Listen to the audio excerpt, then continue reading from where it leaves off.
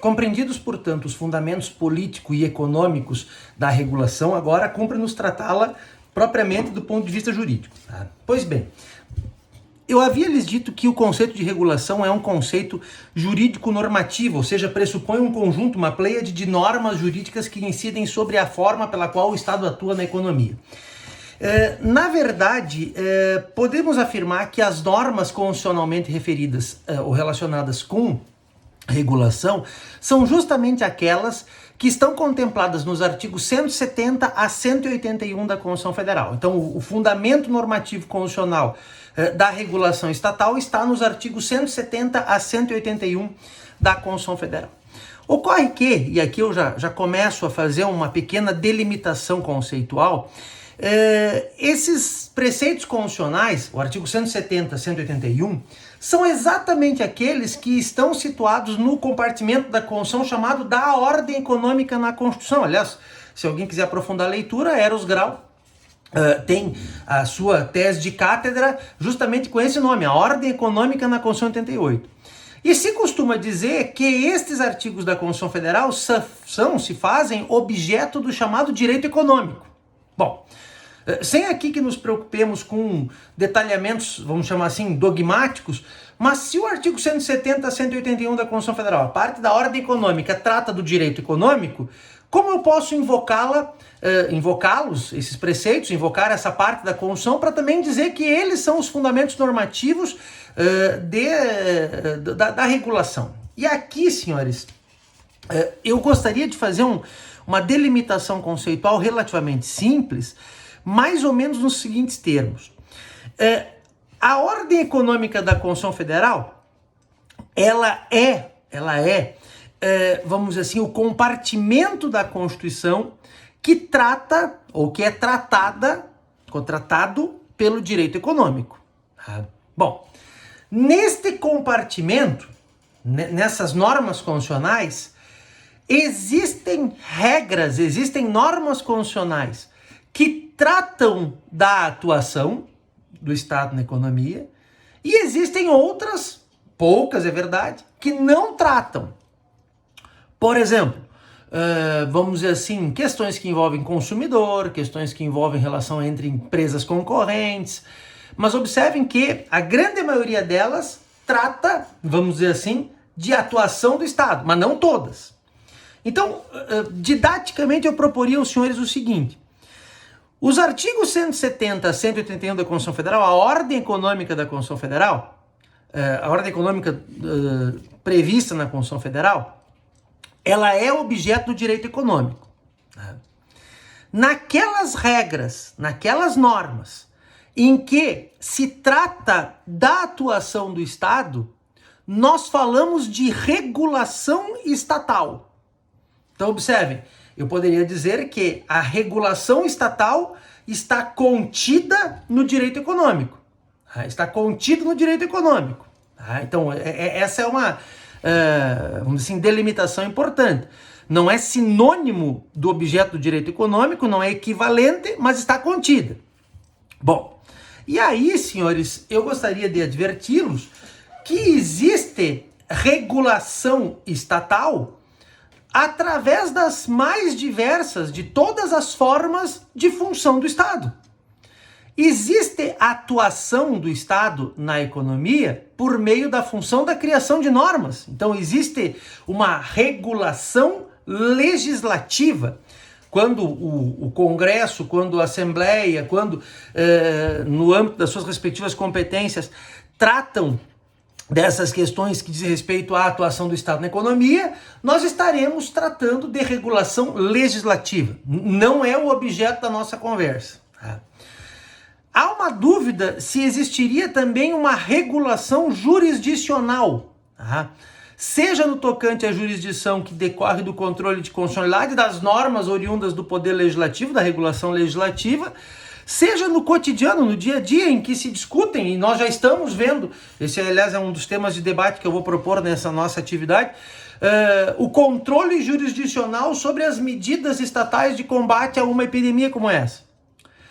Eu propriamente tenho dúvidas severas se eu poderia falar de regulação jurisdicional, inclinando-me a dizer que não.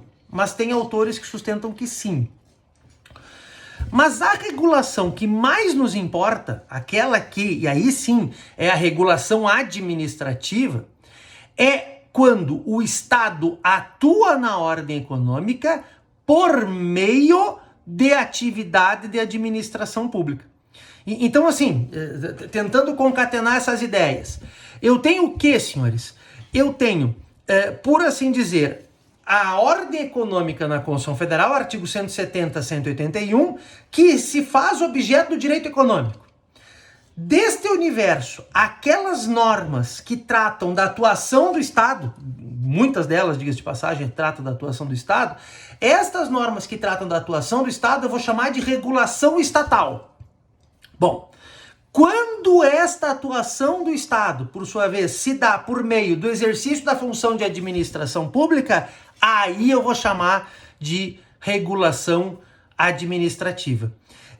E aqui, senhores, é nesse ambiente que se costuma falar, como se houvesse nisso um reconhecimento didático, de autonomia, de um direito administrativo da regulação. O nome da disciplina, uma das disciplinas que eu ministro na URGS é esse, direito administrativo da regulação, ou direito econômico da regulação, ou direito regulatório, ou direito administrativo econômico, enfim, aí o nome da coisa não importa, o que importa é que entendamos a coisa.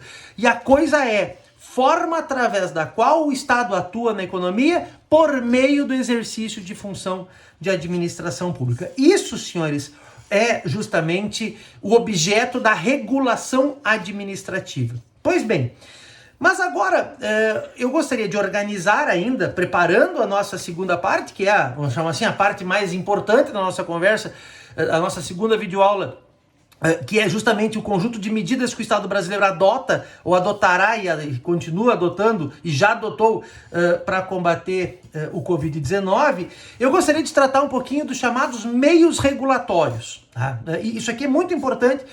Como que o Estado faz, como o Estado age em nome das finalidades, aquelas que são contempladas na própria principiologia do artigo 170 da Constituição Federal, a livre iniciativa, proteção do consumidor, a propriedade, a função social da propriedade, as conquistas sociais, como que o Estado atua. E aí, senhores, nós vamos encontrar as mais diversas divisões didáticas, mas eu compartilho com vocês aquela que entendo ser a mais correta.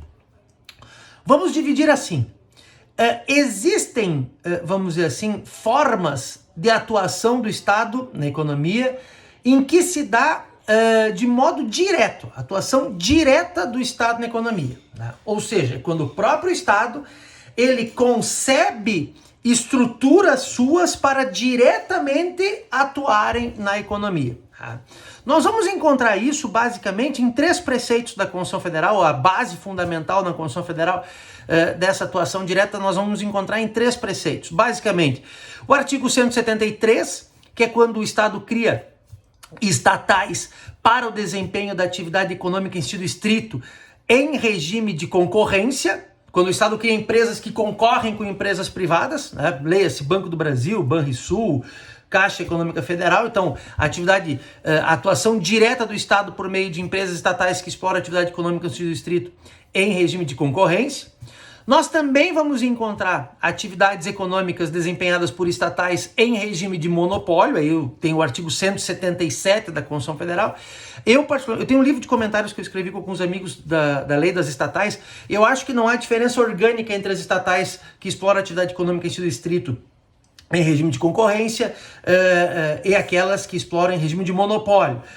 Mas observem aqui, senhores, que assim, estas estatais só de modo muito remoto vão auxiliar no combate ao Covid, ao coronavírus, a não ser de forma muito indireta, como política pública que podem, desde que haja declaração anual aos seus acionistas disso, mas eu não vou tratar especificamente da atuação direta do Estado na economia com base no artigo 173, com base no artigo 177, e também não vou tratar vou invocá-lo novamente esse conceito, mas não vou tratá-lo agora especificamente, que é o artigo 175 da Constituição Federal, norma ao redor do qual orbita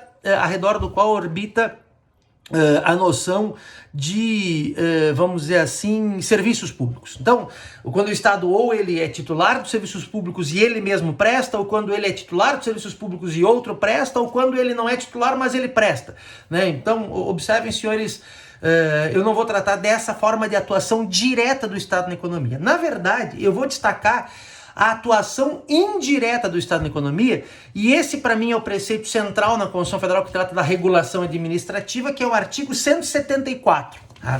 Que diz assim, ó, aspas, como agente normativo e regulador da atividade econômica. Aqui até tem uma pequena questãozinha, se quando ele cria normas administrativas, decretos, resoluções, ele estaria regulando ou não, porque tem alguns que fazem uma proposta de interpretação gramatical, né? A Constituição Federal fala como agente normativo e regulador, ou é normativo ou é regulador. Senhores, aqui eu acho que é gastar fosfato à toa.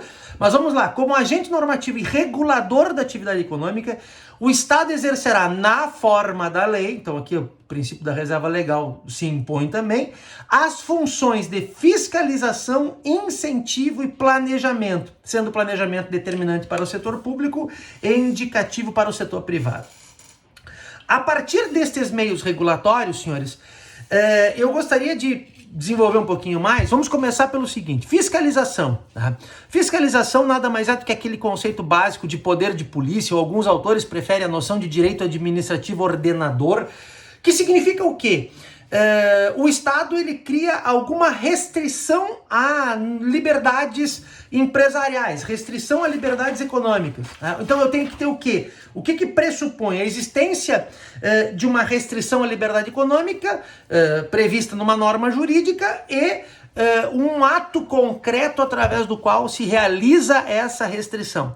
Isso aqui, senhores, é muito importante, essa noção de fiscalização que traz consigo a possibilidade, a técnica de autorizar coisas, a técnica de proibir coisas, a técnica fiscalizatória. Depois poderíamos detalhar, vamos detalhar mais na segunda videoaula, quando falarmos da questão que envolve justamente as medidas estatais adotadas em relação a isso. Nós também temos, senhores, a questão que envolve incentivos. Tá? Incentivos, observem, só para voltar um pouquinho, a atividade de fiscalização do Estado é chamada pela doutrina de atuação por direção. O Estado estabelece normas de comando e controle na fiscalização. Faça assim, é proibido fazer assado. No incentivo, que também é chamado de atuação por indução, aí, senhores, nós temos algo diferente. Não se elimina a volição humana, não se elimina a vontade das pessoas, mas se induz comportamentos. Eu vou dar um exemplo clássico da diferença entre fiscalização e incentivo. Uma coisa é a regra que proíbe que as pessoas fumem em local fechado. Se alguém for pego fumando em local fechado, incidirá numa transgressão de regra que imporá uma sanção. Outra coisa, senhores, é o fato de que o Estado brasileiro tributa em valores até significativamente elevados o cigarro, para que as pessoas sejam desincentivadas a promover esse tipo de comportamento. Ou seja, o Estado atua não eliminando a vontade humana, mas ele atua induzindo, incentivando comportamentos. Então, fiscalização, incentivo, e aí vem uma terceira que é o planejamento, senhores, que tem total relevância na questão do Covid em razão daqueles comentários que eu fiz antes, no sentido de que as medidas só podem ser adotadas por conta de evidências científicas e ou estatísticas e avaliações da doença ilimitadas num intervalo de tempo determinado. Eu gostaria de finalizar propondo algo que até já sei que está polemizando com alguns amigos meus, o que eu tenho chamado de direito administrativo da crise. A magnitude das consequências incalculáveis que uma crise como o Covid proporcionará não nos permite pensar que o direito que foi concebido culturalmente para um tipo de crise normativa possa atender a uma crise estrutural como essa, com os seus mecanismos ordinários. De modo que teremos que ter criatividade para aplicar esse direito da crise, vamos chamá-lo assim, e eu faço uma pequena corruptela aqui de sistematização própria de quem está acostumado a dar aula e tem que explicar para os alunos. Eu chamo de direito administrativo da crise lato sensu, aquele conjunto de normas, enfim, de análises que se fará a respeito dos efeitos da crise, e eu chamo de direito administrativo da crise stricto sensu, o conjunto de normas voltados a combater a própria crise. Então, uma coisa é a discussão sobre o equilíbrio econômico-financeiro que vai decorrer dos desdobramentos da crise, uma coisa é a questão da possibilidade ou não de redução de remuneração de servidores, que é um debate que vai surgir, uma coisa é, vamos dizer assim, a possibilidade de contratação direta de empresas em razão da crise. Isso tem a ver com o direito da crise lato sensu. Mas outra coisa é o modo pelo qual o Estado brasileiro combate a própria crise. Isso eu chamo de direito administrativo da crise, propriamente dito, ou stricto sensu, em razão do que esse é o link que eu faço para depois tratarmos na segunda videoaula sobre as medidas que o Estado brasileiro adota para o combate do Covid-19.